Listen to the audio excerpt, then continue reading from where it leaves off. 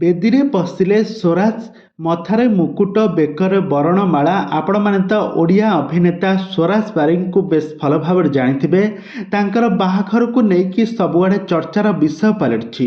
ଖାସ କରି ତାଙ୍କର ନିର୍ବନ୍ଧ ସରିବା ପରେ ସବୁଆଡ଼େ ତାଙ୍କର ନିର୍ବନ୍ଧ ଏବଂ ତାଙ୍କ ବାହାଘରକୁ ନେଇକି ସବୁଆଡ଼େ ଚର୍ଚ୍ଚା ହେଉଥିବା ବେଳେ ଏବେ ସମସ୍ତଙ୍କ ଠାରୁ ଏବେ ସତ ଆଜି ସମସ୍ତଙ୍କ ସାମ୍ନାକୁ ଆସିସାରିଛି। ମିଛର ଏବେ ପର୍ଦ୍ଦାଫାଶ ହୋଇସାରିଛି। ସତ ଏବେ ସମସ୍ତଙ୍କ ସାମ୍ନାରେ। ତେବେ ଦର୍ଶକ ବନ୍ଧୁ ଆସନ୍ତୁ ଏହି ଭିଡ଼ିଓ ମାଧ୍ୟମରେ ସମ୍ପୂର୍ଣ୍ଣ ବିବରଣୀ ଜାଣିବା। ସ୍ୱରାଜ ବାରିକ କାହାକୁ ବିବାହ କରିବେ ଆଉ କେବେ ବିବାହ କରିବେ ଏ ସମ୍ପର୍କରେ ସମ୍ପୂର୍ଣ୍ଣ ବିବରଣୀ ଜାଣିବା। ତ ସେଥିପାଇଁ ଆପଣମାନେ ଆଜିର ଭିଡ଼ିଓଟିକୁ ପୁରା ଶେଷ ପର୍ଯ୍ୟନ୍ତ ଦେଖନ୍ତୁ।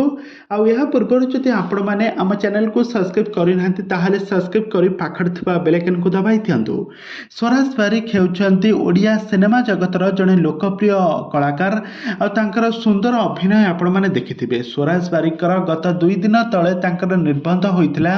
ନିର୍ବନ୍ଧରେ ଅଲିଉଡ଼ର ବହୁତ ସାରା ସେଲିବ୍ରିଟି ମାନେ ଆସିଥିଲେ, କିନ୍ତୁ ତାଙ୍କ ବାନ୍ଧବୀ ଯିଏ ତାଙ୍କ ମୁହଁକୁ ସେ ଲୁଚାଇକି ରଖିଥିଲେ, ସେ ଏମିତି ସସ୍ପେନ୍ସ ରଖିଥିଲେ ଆଜି ପର୍ଯ୍ୟନ୍ତ ବି ସେ ଜଣାଇ ନାହାନ୍ତି।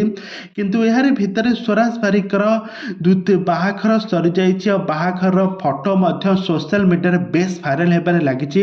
ସେ ଭୂମିକାଙ୍କ ହାତ ଧରିଛନ୍ତି। ଭୂମିକାଙ୍କୁ ବେଦିରେ ବସି ଦୁହେଁ ପରସ୍ପରଙ୍କୁ ବରଣମାଳା ପିନ୍ଧାଇଛନ୍ତି ଆଉ ଦୁହେଁ ବେଦିରେ ବସି 7 ଜନ୍ମର ସାଥୀ ହୋଇସାରିଛନ୍ତି ସ୍ୱରାଜ ଆଉ ଭୂମିକା। କିନ୍ତୁ ଏଇଟା ପ୍ରକୃତ ସତ ଘଟଣା ନୁହଁ। ଏଇଟା ସୁଟିଂ ସେଟ୍ର ତାଙ୍କର କିଛି ପୂର୍ବ ଦିନମାନଙ୍କର କିଛି ସିନେମାର ସୁଟିଂ ସେଟ୍ର ଭିଡ଼ିଓ ବା ଫଟୋ ବର୍ତ୍ତମାନ ସମୟରେ ସୋସିଆଲ ମିଡ଼ିଆରେ ବେଶ ଭାଇରାଲ ହେଉଛି।